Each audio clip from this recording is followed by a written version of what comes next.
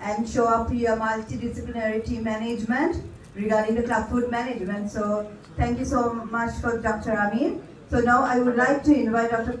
Prakash Yadav to introduce about the safeguarding for the child.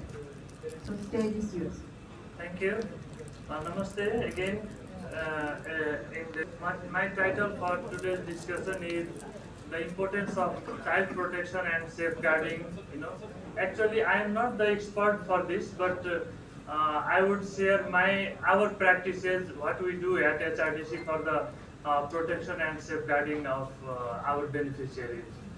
So it's very important. Child protection and safeguarding is very important, especially for our category of the organization, because we work with the vulnerable group, and who has already exposed to so many, exploitations, So it's our responsibility to provide them the safe and better environment for their treatment and rehabilitation.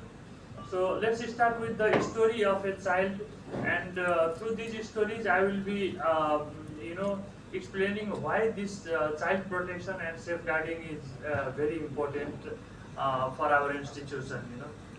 So part of the Nepal, one of the most remote district of Nepal, she lost her both the parents and all other siblings in a house fire while sleeping at night. And because of the fire burn, later on she developed a post-burn contracture. Nobody wished to be. It was very difficult for her to move from one place to another. And the problem was not just because of her physical condition, it was also because of the lots of social stigma attached with her disability. Nobody wished to be her friend. She was 9 years old and alone in her home. Always, these all pictures are taken by myself. I get very emotional when I share all these stories with you. Because this was the picture taken by me when she hid herself in a farm like that, and it was the zoom picture. I took it from very long distance by zooming my camera, and later on we came to know that the reason why he actually exploited by our neighbors. So this type of things very oftenly, repeatedly we see at our scenario, where we treat, because she was exploited twice, and she had a mind set up like if she used to see any boy, she thinks that he might harm me, so she used to run away from anyone. So these things are very important to notice, and this is why child protection and safeguarding policies are very important. So fortunately, we were able to identify her through one of our mobile clinic. We brought her to HRDC, and after a senior doctor consultation, she went into the surgical intervention. She was admitted to our hospital for months and months, and later on, her deformity was corrected, and for the right leg, rather than amputating her leg, we provided HRDC in-house made prosthesis, and with the help of that prosthesis, you can see she is able to walk, stand on her own, and probably this is our first smile after that event, after that accident, house fire. This was her first smile. Very young, she has grown up. She is continuing her education. We have enrolled her in local school, and we are supporting her all the teaching, learning. The girl who used to hide herself from others, she is now able to make her own friends, play with them. She has adult, she has grown up, so she is making her own livelihood, and supporting herself. So at the follow-up, look at your life and see the innocent feeling of these children. She simply replied, "Sir, I am in love with myself, because of the exploitation that I had experienced.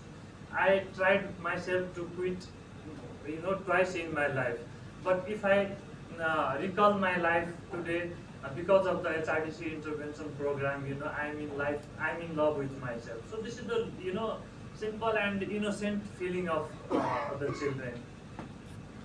So again, if you look at the causes of exploitation, there are lots of exploitation because we work with the vulnerable group. So there is a higher possibility that they will experience exploitations, abuse, and all.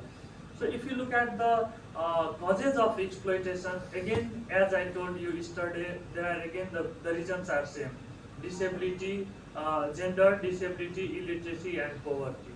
So these are the basic reasons, or the few among many reasons of the exploitation. So child protection and safeguarding policy, if this policy are in place, it makes sure that we are providing the services in a safe environment. So all those four barriers, all those four causes of exploitation which I talked about applies to this little girl. She is a girl child, never gone to education, poverty, and has a gross disability. So there is higher chances that this type of girls must be exploited, and they are very vulnerable.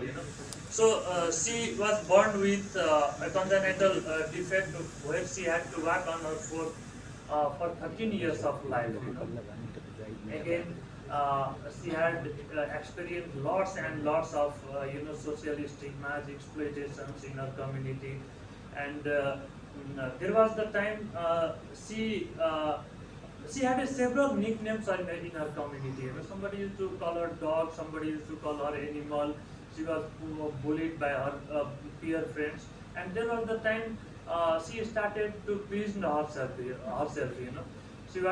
She used to lock the door and sit inside the room.